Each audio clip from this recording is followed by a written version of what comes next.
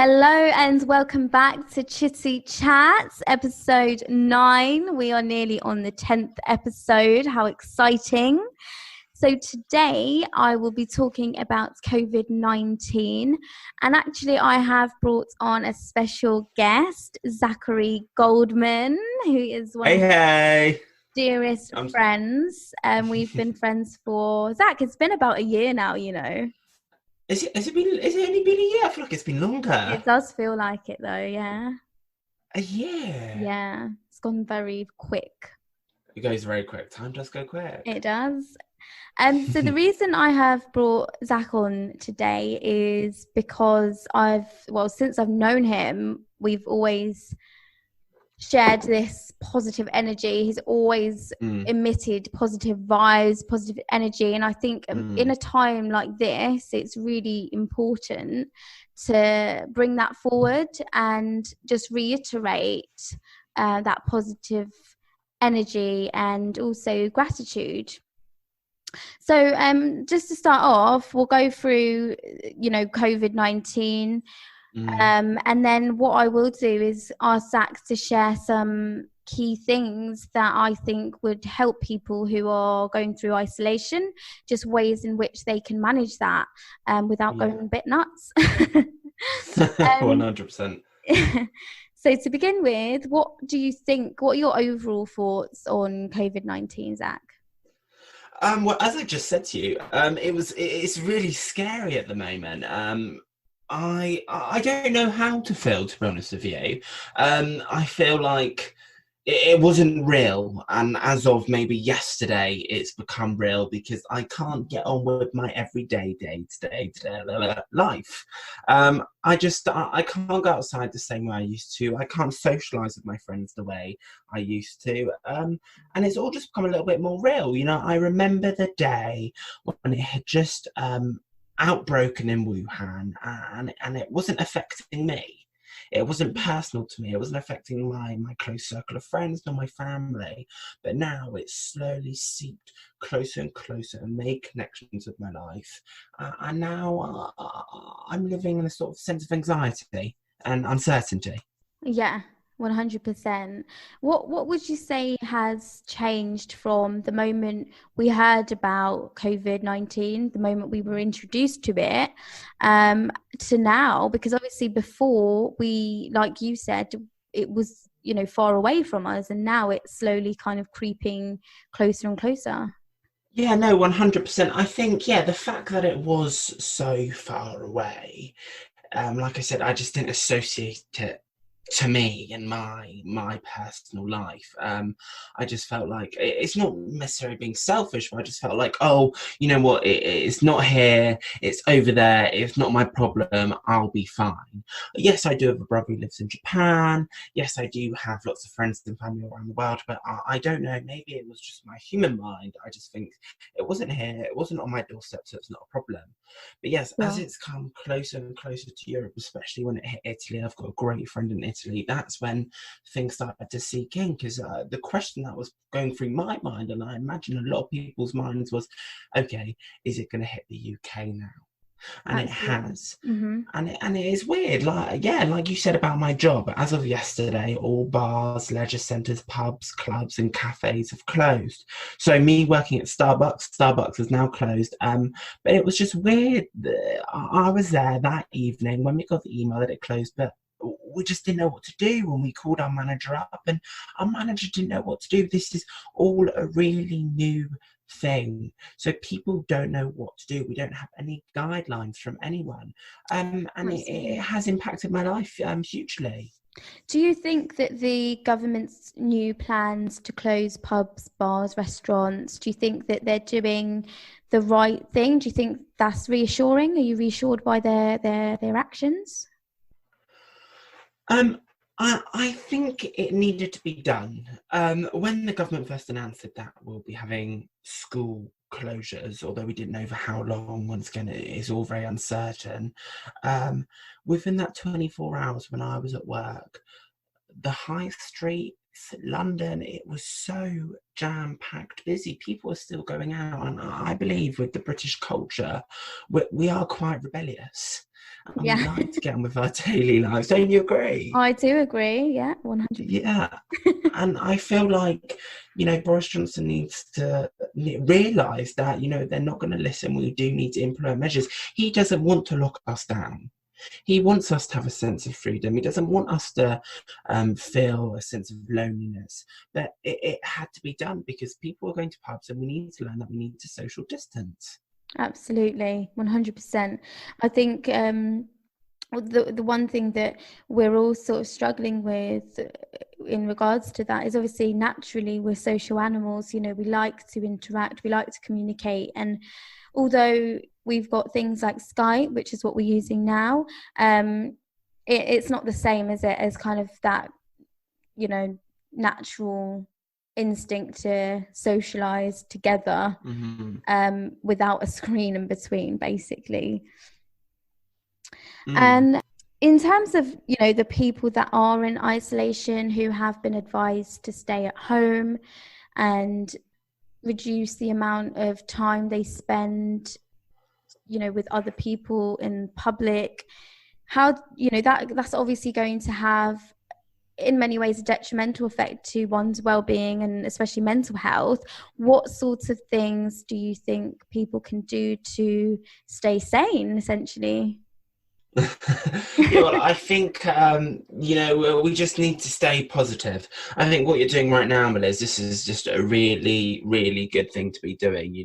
Oh, Just letting people know that it's all okay, and that we're all sort of in this same position. We're all a little bit scared and uncertain right now, but yeah, we just need to sort of shed light on the situation. One thing I mentioned earlier is that we need to ensure that we're doing lots of exercise. We're integrating daily exercise into our routine, that we're staying fit and we're releasing serotonin, we're staying healthy.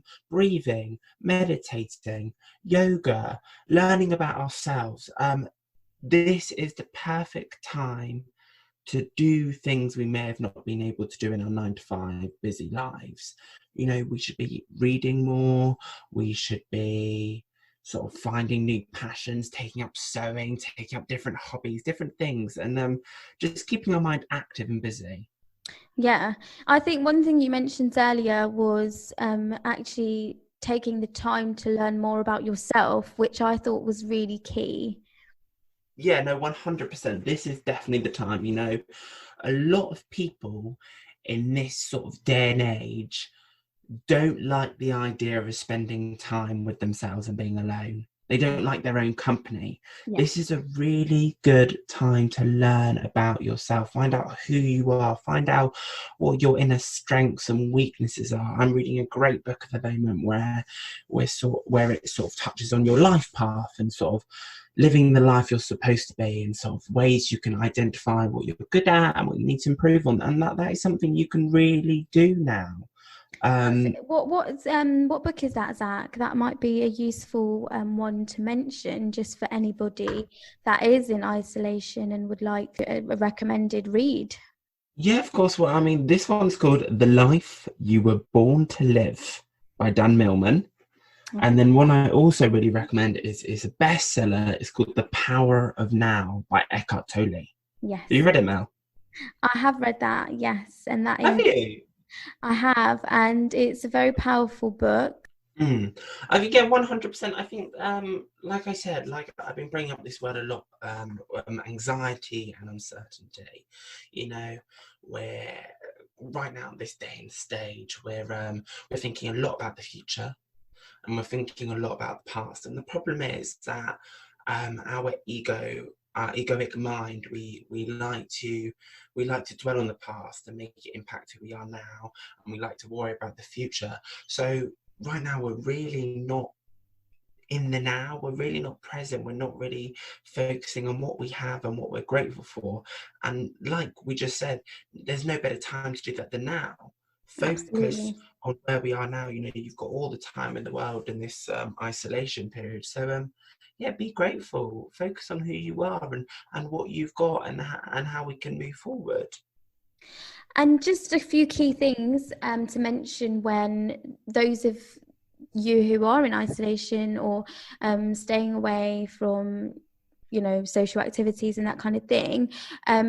Zach mentioned it earlier. It was setting the scene. How can people set the scene in their home? What's for sort of be more relaxed and To be meditate more and things relaxed, like that? yeah. Yeah, I mean, I think you should definitely surround yourself around nature at the moment. If you can get out and go for a walk on your own, if you've got green thumbs, I'd recommend going out into your garden, doing some work, get some indoor plants. Mm-hmm. Are really good for the air, and nature is the most natural thing. It's got an inner beauty, it's very present, so surround yourself by that. Candles is always a lovely way to just set the scene, create the aroma. Talking about aroma, I've got a diffuser. I love it. I've had it for a week. It just creates a really non-overwhelming smell. Incense sticks, lovely pictures, patterns, just anything that you sort of identify in a positive way. You need them around you at the moment. Yes. Thank you very, very much, Zach. And I hope that people take heed in what you're saying, because honestly, these things really do help. And another thing just to mention before we go there is the notion that, you know, there is always somebody who is willing to help. I had somebody post through my letterbox a little leaflet to say, I live in the local area and I'm willing to provide you with anything you need if you're in isolation. Here's my number. So don't forget that there are people to help, and if you're one of those people that need the help, it's also important to be vocal about that, because like I said, you know, there is help everywhere. We're all in this together. Yeah, I think that's true. I think, and also if you are in that position where you can help others, go out and do it. If you are bored at home, go out and see how you can help your local community. I'm sure there are a lot of elderly people in your local community that may not be able to go to the shops, or maybe too scared to go to the shops, or may need some errands running. So find out about that. Go on your community page and see how you can get involved. And also, just one thing I wanted to touch on is smoking.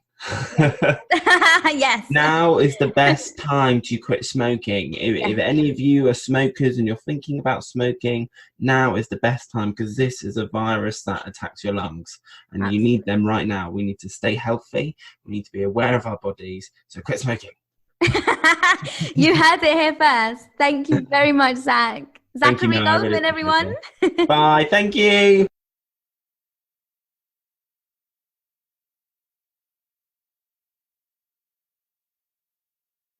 So just as a finisher there, I have asked Lydia Goldman, Zachary's sister, to come on and just say a few words in regards to her recent spell of anxiety, given the new advice carried out by the government, and how that's affected her and how she's overcoming it gradually. So hi, Lydia. And Hello. Zachary's sister's come on. It was Zach just mentioned there that you had been feeling a little bit low recently. Yeah, I think it's because I have anxiety and depression anyway, and the thought of being stuck inside just drove me a bit crazy. Oh wow! I go to the gym. I have to see people to stay calm. Right. And the thought of like no work, just months inside, I was just so overwhelmed. Yeah, I think we're all feeling a little bit overwhelmed, definitely. And are you feeling better today? I think, yeah, a bit better, because I went to get some things that can keep me calm. I went to get some gym equipment. I got a skipping rope, some weights, a yoga mat. Okay.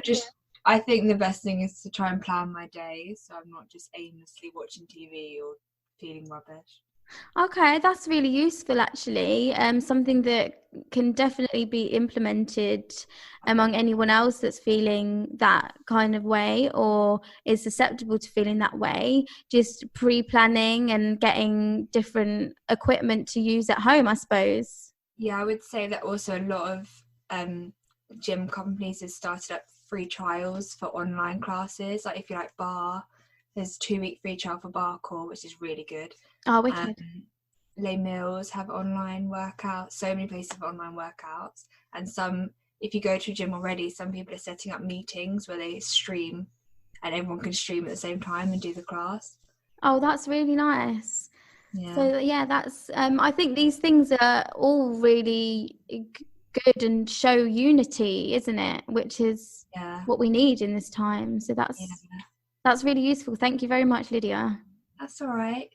So for anybody that is going through and facing any type of anxiety and stress, know that you are not alone. We are in this together, and there are many ways that you can tune in to your inner zen and find peace from within, whether that be through, as Zach was mentioning, setting the scene with a humidifier, for example, adding some aroma into your property, or reading a book, learning more about yourself, getting a new craft under your belt. These things are all ways in which we can cope with the current situation.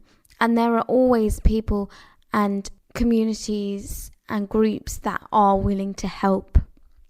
So don't forget that. This is episode 9 of Chitty Chats. Stay tuned for the next one.